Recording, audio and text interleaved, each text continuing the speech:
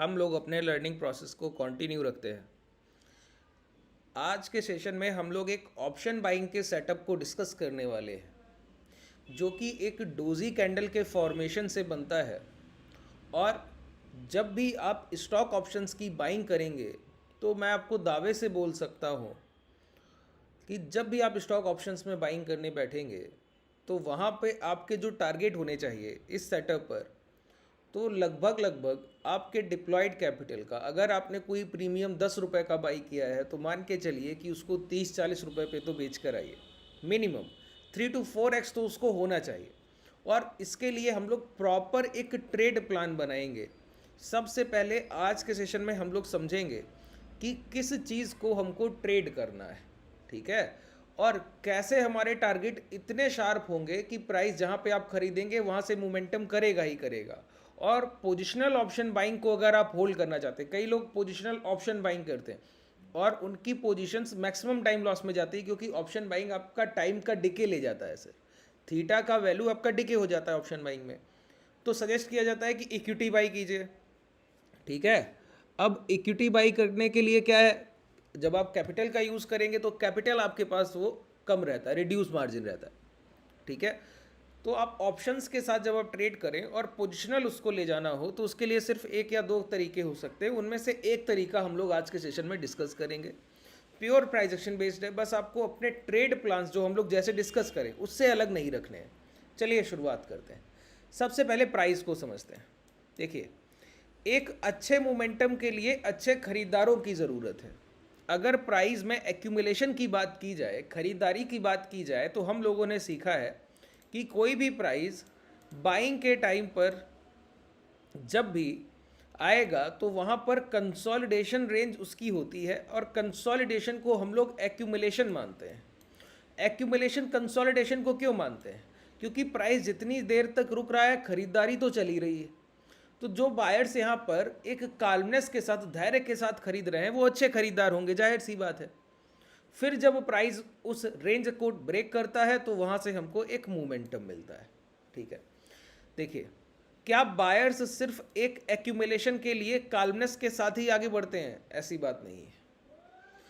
Price में accumulation एक तरीका है बायर्स की पहचान का, लेकिन क्या बायर्स सिर्फ एक्यूमुलेशन के लिए कंसोलिडेशन कर रहे हैं? क्या नहीं। प्राइस में एग्रेसिव बाइंग भी तो आती होंगी। ऐसा तो मात्र नहीं है कि सिर्फ कंसोलिडेशन होगा, प्राइस में कंसोलिडेशन रुकावट होगी तभी कोई मोमेंटम आएगा, नहीं। तो एग्रेसिव बायर की पहचान कैसे होगी? अब समझिए, प्राइस में डिमांड और सप्लाई दो ही चीज़ें हैं। आप भी अभी अगर चार्ट, ये धन का डीमेट मैं यूज़ कर रहा हूँ, इसका लिंक आपको डिस्क्रिप्शन में मिल जाएगा। अगर आप हमसे जुड़ना चाहें तो हमसे जुड़ने के लिए भी टेलीग्राम और व्हाट्सएप कम्युनिटी का लिंक भी आपको डिस्क्रिप्शन में मिल जाएगा। पहले इस सेशन को देखिए, यही दरख्वास्त है, उसके बाद जाकर आसानी से पूरा लास्ट तक देखिए। डिमांड और सप्लाई, ठीक है, दो ही चीज़ें हैं। बाजार में भी दो ही चीज़ें हैं, बाई और सेल। इसके अलावा तो कोई आपके पास विकल्प है नहीं। अगर आप डिमांड और सप्लाई को इक्वलाइज कर रहे हैं, मतलब बायर्स में ना तो बायर्स का वेटेज है बाजार में, ना ही सेलर्स का वेटेज है, दोनों बराबरी पार्टिसिपेशन कर रहे हैं, ठीक है। अब कभी बायर्स, डिमांड ज़्यादा होगी, खरीदारी ज़्यादा होगी, तो उसके इम्पैक्ट से प्राइस ऊपर की तरफ बढ़ता है। जैसे अगर बैंक निफ्टी में इस रेंज की बात की जाए तो यहाँ खरीदारी ज़्यादा हो गई तो प्राइस ने हाई ब्रेक करके मोमेंटम हायर साइड दिया। तो जब भी अब गिरावट आएगी तो प्राइस का 51,400, 51,500 इस रेंज से नीचे आना मुश्किल होगा। इस रेंज में जब तक प्राइस यहाँ पे एक पुल बैक ना ले ले, फिर आके सेलर्स इसको ट्रिगर करें, दोबारा से ब्रीच कर, तब कहीं ब्रेक किया जा सकता है, उसके पहले नहीं। क्यों? यहाँ पर एक्यूमुलेशन में टाइम चला है, टाइम लगा है। तो आप बोलेंगे कि ये जो डिमांड एरिया है ये एक अच्छा डिमांड एरिया है, प्राइस जब लौट के आएगा तो इस रेंज के पास से पुल बैक लेगा। बिल्कुल ठीक बात है, बिल्कुल ले सकता है, क्यों नहीं लेगा सर, ज़रूर लेगा। लेकिन आप बोलें कि यहाँ से इस डिमांड एरिया से 100% पुल बैक लेगा, नहीं, ये बात गलत हो गई, ये बात गलत हो गई। क्यों? देखिए, एक्यूमुलेशन में जब भी कंसोलिडेशन होगा ना, तो कंसोलिडेशन एक पैरेलल रेंज में होना चाहिए, तो वो सपोर्ट की तरह अच्छी तरह से काम करेगा और 80% टाइम आप वहाँ पे सक्सेस होंगे। लेकिन अगर कोई एक्यूमुलेशन, खरीदारी का तरीका, डिमांड का तरीका एग्रेसिव है कि बहुत तेज खरीदारी आई, बहुत तेजी से खरीदारी आई, और वो प्राइस चलकर एक हाई लगा कर आया और फिर लौट कर आया, तो वो जो पिछले खरीदार एग्रेसिव बायर थे अगली बार में अपनी खरीदारी को धीमा कर सकते हैं, लेकिन खरीदारी ज़रूर करेंगे क्योंकि उनके पास पोटेंशियल मनी बहुत ज़्यादा है, तभी उन्होंने लास्ट टाइम एग्रेसिव बाइंग की थी। तो ये अगर एग्रेसिव बायर का आप आइडेंटिफिकेशन सीख जाएं, पहचान, तो जब भी उसके रिटेस्ट प्राइस को आप ट्रेड करेंगे तो वहां से मोमेंटम बहुत अच्छे आपको मिलने वाले। पहली बात, ठीक है। कैसे पहचानते हैं एग्रेसिव बायर को, बताइए। देखिए, कंसोलिडेशन बायर को जैसे पहचानते हैं उसका जस्ट अपोजिट होगा एग्रेसिव बायर को पहचानना। तो कंसोलिडेशन बायर को पहचानने का तरीका क्या है कि जितना टाइम एक ट्रेडर, एक ऑप्शन बायर और इंस्टीट्यूशंस एक रेंज को देखने में गुजार रहे हैं, इंस्टीट्यूशंस तो सर खरीदारी कर रहे हैं, हम लोग तो बैठकर देख रहे हैं, हम लोग बायर हैं, ऑप्शन बायर हैं, इक्विटी को खरीदने के लिए तैयारी कर रहे हैं। तो जितना समय आप ले रहे हैं उतने आप काल्मनेस के साथ खरीदारी कर रहे हैं, जितना कम समय आप लेंगे उतनी आपकी खरीदारी अग्रेसिव होगी। तो हमको क्या पहचानना है, मोमेंटम, कि प्राइस में कंसोलिडेशन की बजाय प्राइस चल कर गया हो, प्राइस में कोई कंसोलिडेशन ना हुआ, उसके पहले प्राइस चल कर गया हो। लेकिन इस तरीके का प्राइस का इंपैक्ट तो आपको तब भी देखने को मिलेगा जब प्राइस लोअर लोज के फॉर्मेशन में है, तो एक एग्रेसिव पुल बैक आता है। उस एग्रेसिव पुल बैक में आपको देखेगा प्राइस तो बहुत तेजी से हायर डायरेक्शन मूव कर रहा है, लेकिन प्राइस स्विंग हाई के पास से सप्लाई उठा लाएगा।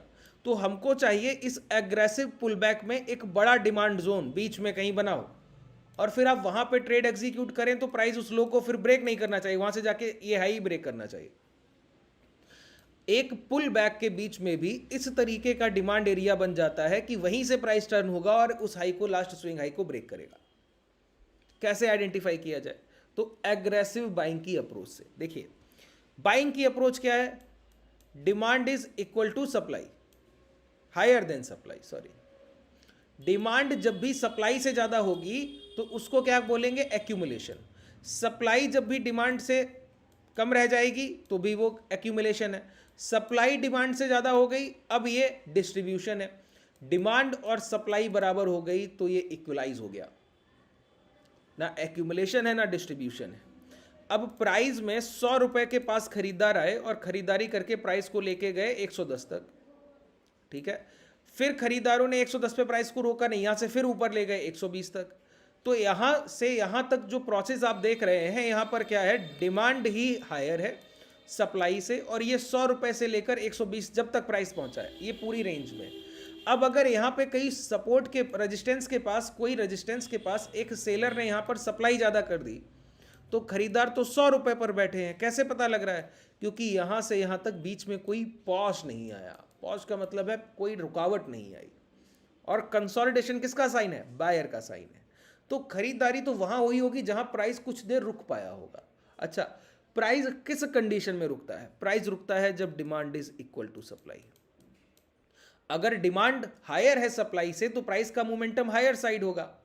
अगर डिमांड कम है सप्लाई से और सप्लाई ज्यादा है डिमांड से, तो प्राइस का मोमेंटम लोअर साइड होगा सर, ठीक है। अब डिमांड और सप्लाई दोनों एक ही जगह पर बराबर हो गई तो प्राइस का मोमेंटम कहीं नहीं होगा। तो प्राइस का कंसोलिडेशन बिहेवियर क्या है, demand is equal to supply. जितनी देर तक डिमांड ये सप्लाई के इक्वल रहती है वो भी एक सपोर्ट एरिया है, लेकिन एक अच्छा सपोर्ट एरिया वो है जहां पर डिमांड सप्लाई का इक्वलाइजेशन बहुत कम समय के लिए हुआ हो, एक्यूमुलेशन तो हो रहा हो, डिमांड सप्लाई बराबर हुई हो और उसके बाद डिमांड हायर हो गई हो सप्लाई से दोबारा से, लेकिन ये एक बार ये पॉज आना चाहिए, प्राइस को वहां पे रुकना चाहिए। वो एक इंपैक्ट होता है प्राइस में जहां पर ब्लॉक ऑर्डर्स की रेंज होती है। अब डिमांड और सप्लाई के इक्वलाइज करने वाले कैंडल के फॉर्मेशन को हम क्या कहते हैं, इसी को हम बोलते हैं डोजी। डोजी कैंडल का अगर आप फॉर्मेशन देखें तो ये आपके सामने बना हुआ है, ये मैंने बना दिया। इसका मतलब क्या है, इस कैंडल में बॉडी साइज नहीं, हर कैंडल में अगर ये रेड कैंडल है तो इसका ये ओपन है, ये क्लोज है। अगर ये ग्रीन कैंडल है तो इसका ये ओपन है, ये क्लोज है। लेकिन ये डोजी कैंडल है, इसका यही ओपन है, यही क्लोज है। तो बताइए, प्राइस ना तो कहीं चल कर गया, जहां खुला वहीं बंद हो गया, तो डिमांड और सप्लाई बराबर हो जाती है। एक पॉज, ये कब मिलना चाहिए, ये तब मिलना चाहिए जब प्राइस एक मोमेंटम को कैरी कर रहा हो या प्राइस को कहीं से टर्न अराउंड किया गया हो। मैंने दो बातें बोली, प्राइस या तो मोमेंटम को कैरी कर रहा हो या प्राइस को कहीं टर्न अराउंड किया गया हो।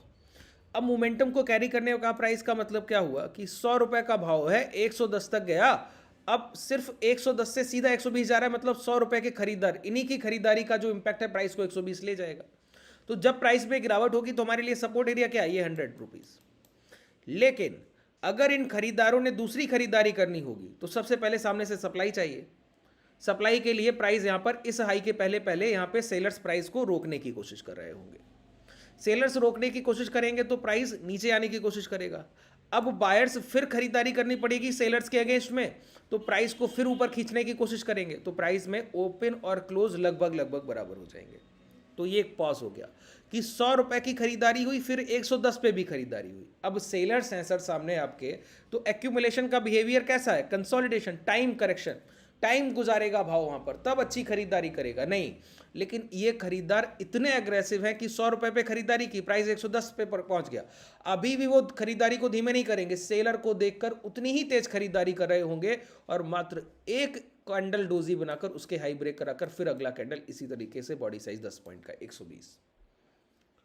इसका मतलब क्या है कि एक खरीदार जिन्होंने निचले स्तर पर डिमांड क्रिएट की, डिमांड ज़्यादा की और उनकी डिमांड के इम्पैक्ट से प्राइस हायर साइड जा रहा था, बीच में एक रेजिस्टेंस एरिया पड़ा जहाँ पर सेलर्स बेचने की कोशिश भी करे, लेकिन वहाँ पर उन्होंने दोबारा एक्यूमुलेशन किया और उतनी ही खरीदारी की जितने की 100 रुपये पे की थी।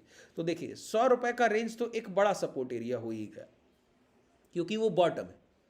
लेकिन क्या प्राइस अब लौट कर आपको लगता है 100 रुपये तक आएगा? नहीं, ये एक इंस्टीट्यूशनल बाइंग का तरीका होता है कि प्राइस को अपने बाई प्राइस से कैसे दूर रखा जाए। तो एक खरीदारी के बाद एक दूसरी खरीदारी अपने लास्ट भाव के ऊपर की जाती है, आपके लास्ट बाइंग प्राइस के अबव एक बाइंग डाली जाएगी, ब्लॉक ऑर्डर की रेंज, कि प्राइस में अगर हैवी सप्लाई किसी रेंज से आ भी जाए तो प्राइस को यहीं रोक लिया जाएगा, 100 रुपए तक तो आने ही नहीं दिया जाएगा।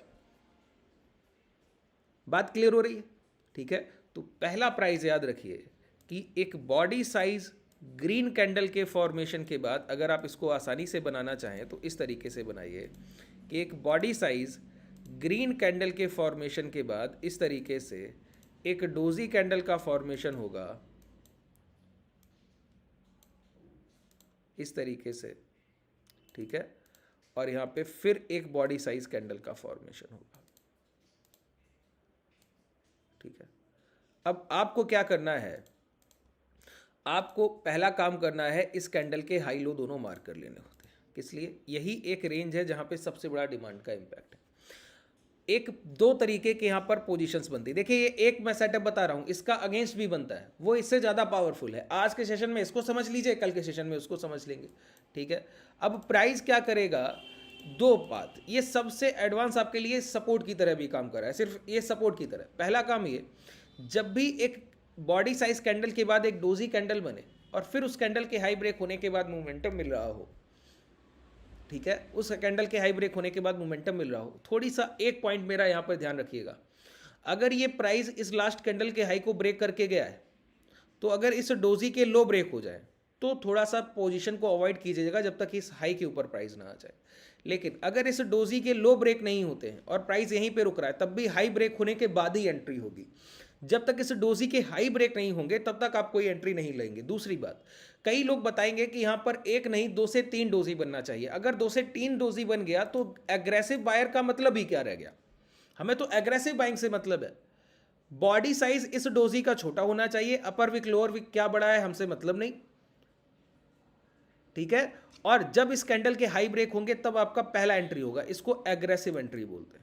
कि ये नहीं पता है कि अगला कैंडल यहाँ क्लोज करेगा अभी कि नहीं करेगा, लेकिन प्राइस मोमेंटम करते हुए जो भी लास्ट स्विंग हाई है वहां तक तो पहले जाएगा, वहां तक तो चल के जाएगा। फिर प्राइस जब लौट कर आएगा तो इसी रेंज को ट्रिगर करेगा, यहीं से मोमेंटम देगा। अब आप बोलेंगे कि इसको मंथली टाइम फ्रेम पर, और आपने कहा पोजिशनल बाइंग करनी है, इक्विटी के स्टॉक ऑप्शंस को ट्रेड करना है और प्रीमियम्स यहाँ से 4x 5x हो जाएंगे। बिल्कुल इसी तरीके से सिंपल प्राइजेक्शन है, बिल्कुल आसानी से इसको समझिए। देखिए प्राइस जब भी एक डोजी कैंडल के इनसाइड डोजी कैंडल को रिटेस्ट करने आता है ना, तो वहाँ पर एक इम्पैक्ट डिमांड आती है, क्योंकि एग्रेसिव बायर थे, इनका एक बड़ा ब्लॉक ऑर्डर रेंज है। ये चाहे इन्होंने जब एक कैंडल में, एक दिन का या एक महीने की कैंडल में इतना बड़ा अमाउंट डिप्लॉय कर दिया कि प्राइस यहाँ से 10 से 15-20% चल के जा रहा है, जब आप दोबारा उन्हीं बायर्स के पास लौटेंगे तो 5-6%, 8% का तो पुल बैक बड़ी आसानी से देंगे। 5-6-8% के पुल बैक में कभी कभी ये पुल बैक 25-25, 30-30% के होते हैं, जब प्राइस 40-40, 50-50% करेक्ट करके आता है। ठीक है, जब भी ये पुल बैक आएगा तो प्राइस वहीं से मोमेंटम लेगा और आपके सामने सामने 30%, 20% और मंथली जिस महीने आपने वो स्टॉक ऑप्शन में बाइंग की होगी वहीं से, तो प्राइस वहाँ से 4 गुना 5 गुना हो जाता है सर स्टॉक ऑप्शंस में। ठीक है, वो 20%, 15% का इंडेक्स वो स्टॉक का मोमेंटम आपके प्रीमियम्स को 4x, 5x, 6x कर जाता है। कैसे, ज़रा समझिए, मैं आपको बताऊँ। देखिए, इनसाइड कैंडल के लिए अगर हम लोग एक एक करके एग्जांपल लें, चलिए सबसे पहले हम लोग रिलायंस का चार्ट देखें। पहला काम हमको आप किसी भी टाइम फ्रेम को ट्रेड कर सकते हैं, लेकिन अगर आपको स्टॉक ऑप्शंस में बाइंग करना है तो उसके लिए मैं आपको बता रहा हूँ कि पहला काम आपको करना है कि इनसाइड कैंडल का आइडेंटिफिकेशन कीजिए। इनसाइड कैंडल बना कहाँ पे है। ठीक है, अब ये प्राइस गिर रहा है, ये लास्ट कैंडल है बॉडी साइज। ठीक है, ये लास्ट कैंडल है, इसको कल के सेशन में हम लोग समझेंगे। ये रेड, ग्रीन, डोजी, ग्रीन, इस पर हम लोग पहले बात करेंगे। चलिए यहाँ पे देखें कहाँ पर बना हुआ है, वहाँ पे हम लोग सबसे पहले देखें। आइए यहाँ पे देखिए, ये एक बॉडी साइज कैंडल है। ठीक है, प्राइस ऊपर जा रहा था, अगला कैंडल डोजी बना है, फिर इस कैंडल के हाई ब्रेक होते हैं, अब मोमेंटम ट्रिगर हो रहा है। तो क्या हुआ, कैंडल डोजी कैंडल, ये क्या हुआ, ये एक मोमेंटम के लिए हमको कहाँ एंट्री करनी चाहिए, जैसे ही इस इनसाइड कैंडल के हाई निकले या फिर प्राइस इस पहली कैंडल के, अच्छा ये पूरा कैंडल नहीं है लेकिन इसको आप पूरी वरीयता देंगे, क्यों, ये एक बॉडी साइज कैंडल है, सिर्फ अपर विक बड़ा है और जब इसके हाई ब्रेक हो रहे हैं तो किसी भी इन्वर्टेड हैमर कैंडल के हाई ब्रेक होने पर मोमेंटम सबसे एग्रेसिव होता है। ये कई बार मैंने समझाया है, आप लोग बताइएगा, इन्वर्टेड हैमर का सेशन मैं दोबारा से अलग से कर दूंगा। ठीक है, भूलना नहीं है, जो कॉन्सेप्ट सीखे उनको भूलना नहीं। जब प्राइस इसके हाई ब्रेक कर रहा है नेक्स्ट कैंडल में ही, ठीक है, तो एक कैंडल का, अब आप बोलेंगे इसके बाद भी तो ये बना है, लेकिन यहाँ पर देखिए 2 कैंडल का फॉर्मेशन है, हमको बस मात्र 1 कैंडल का फॉर्मेशन चाहिए, 2 कैंडल के फॉर्मेशन नहीं चाहिए, ध्यान रखिए इस बात को। ठीक है, और जब भी आप बाइंग करेंगे, मान के चलिए कि बहुत रेयर केस है कि उस महीने आपको कोई भी एक सिंगल भी एसएल की संभावना हो, आपको एग्जिट मिलेगा ही मिलेगा, अच्छी खासी क्वांटिटी में मिलेगा। इसके बाद कहाँ बना है बताइए, इसके बाद एक ये बॉडी साइज कैंडल, ये डोजी, फिर इसके हाई ब्रेक, तो 2 जगह बना है। तो हमको दोनों का मार्किंग करना चाहिए सर। पहला मार्किंग ये किया, एक ही स्टॉक का हम लोग देखिए एग्जाम्पल पे तो आप लोग काम करेंगे ना सर, प्रैक्टिस आप लोगों का काम है करना। ठीक है, तो एक ये 2 आपके लिए डिमांड एरिया हो गए। इन 2 डिमांड एरिया में पहला काम हमको क्या करना है, सबसे पहले प्राइस ने किसको टच किया, सबसे पहले प्राइस ने टच किया है इस रेंज को। यहाँ पे ये देखिए, जैसे ही इस डोजी के लो को टेस्ट किया गया 535 के आसपास के प्राइस को, प्राइस ने इंपैक्ट हाई लगाया 616, 617, और जबकि ये डाउनफॉल का प्राइस है, यहाँ से एग्रेसिव प्रॉफिट बुकिंग चल रही है, फिर भी जब इस इनसाइड कैंडल की डिमांड को आप ट्रिगर कर रहे हैं फर्स्ट टाइम, तो आपको वहाँ से एक मोमेंटम देना पड़ रहा है 540 के पास से 610, 615। ठीक है, पहला मोमेंटम। प्राइस ने अब क्या किया, यहां आकर देखिए फर्स्ट टाइम इस इनसाइड कैंडल को यहां ट्रिगर किया इस जगह। ठीक है, जब यहां ट्रिगर किया गया है तो अब यहां से पहला टारगेट देखिए, जैसे ही टच किया है वैसे ही प्राइस ने क्या किया, 363 के प्राइस के जो पहले हाई लग गए वो 407, 408 लग गए। और फिर प्राइस जब इस इनसाइड कैंडल के पास आया तो जो इक्विटी बायर्स हैं, यहीं पर हमारा एक्यूमुलेशन चल रहा था, विप्रो की खरीदारी हम लोगों ने 400 की रेंज के पास से की इक्विटी में, और अभी 541 पे ट्रेड कर रहा है, और हमारा जो टारगेट है वो पहला टारगेट 700 के आसपास का, नियर अबाउट 800 की रेंज का है, और ये हाई भी हम लोग ब्रेक कराएंगे। इसका पहला टारगेट हम लोग 1400, 1500 प्लान कर रहे हैं, जब हम लोग अपनी क्वांटिटी का 50% पार्ट एग्जिट करके और बाकी की सारी क्वांटिटी होल्ड करेंगे। ठीक है, वहाँ से हालांकि हमारा 4x के आसपास फंड हो चुका होगा, तो आधा प्रॉफिट बुकिंग करके 50% इन्वेस्टमेंट के लिए छोड़ देंगे। ये हमारे ट्रेड प्लान होते हैं, उसके अकॉर्डिंग हम लोग पोजीशन को बनाते हैं। क्लासेस में जब आप आएंगे तो ये सारी चीज़ें आपको सिखाई जाएंगी। तो ये इम्पैक्ट डिमांड जोन, इसके नीचे अगर कहीं बनाए तो इस जगह, ठीक है, तो प्राइस यहाँ से मोमेंटम करेगा ही करेगा, तय मानिए। तो मंथली टाइम फ्रेम पर आइडेंटिफिकेशन कीजिए, डेली टाइम फ्रेम पर एंट्री कीजिए, और फिर आप वहाँ पे आगे बढ़ सकते हैं। चलिए, आज के सेशन में काफ़ी समय हो गया है, अब इसके ट्रेड प्लान को और नेक्स्ट सेटअप को हम लोग कल डिस्कस करेंगे कि एक प्रॉपर आपके पास एंट्री कैसे बनेगी। थोड़ा समय लगेगा उसको डिस्कस करने में। आप लोग बताइएगा कमेंट सेक्शन में कि नेक्स्ट सेशन के लिए आप लोग बहुत ज़्यादा तरीके से अगर अच्छे से समझने की कोशिश करेंगे तो मैं ज़रूर आपके लिए करूँगा। कमेंट सेक्शन में अगर आपको पसंद आता है तो ज़रूर बताइएगा। अगर आपको कोई डाउट रह गया हो तो वो भी आप कमेंट सेक्शन में पूछ सकते हैं। धन्यवाद।